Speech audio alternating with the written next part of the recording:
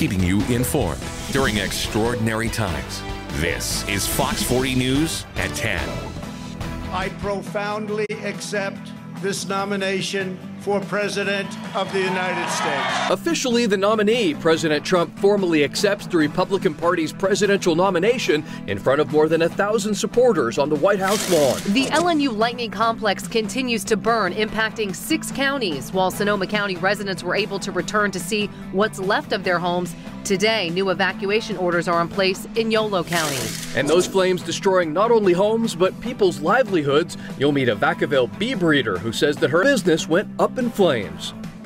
We will have all that coming up, but we're going to start tonight with breaking news as protests erupt across the country and here in Sacramento following the shooting of Jacob Blake. Thanks for joining us for Fox 40 News at 10. I'm Nikki Lorenzo. And I'm Eric HARRYMAN. Demonstrators are calling for justice after Blake was shot 7 times in the back by a Kenosha, Wisconsin police officer. So we want to back things up a little bit to what happened on Sunday night. Investigators say it all started when a woman called 911.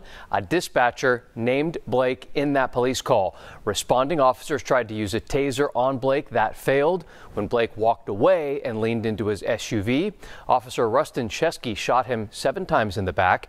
He is now in the hospital. A knife was found under the floorboard of Blake's car. Officials say that he initially told officers that he had a knife.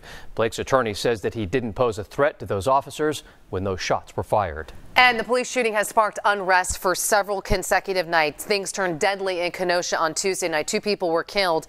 Another person was hurt when police say a 17-year-old opened fire on protesters on Tuesday night. All right, so here in Sacramento, one group of protesters, they gathered earlier this evening, remaining mostly peaceful. But then later on tonight, it's been a very different situation with a very different group of people. Vandalism and damage have already been reported. Fox 40's Eric Rucker actually became a target. Eric, you've been covering this for us since the very beginning, all evening. Joining us live now in downtown Sacramento with the latest. Give us a better idea of what happened. Yeah, Eric and Nikki, good evening. We got off the air just about 9 o'clock this evening with our earlier newscast after the RNC. And it was a few minutes after that when the marching began. And later on, after all that began, some of this started to happen. This is outside of the district attorney's office off G Street in downtown Sacramento. But prior to this happening, it was probably around 9:05, 9:10, something like that.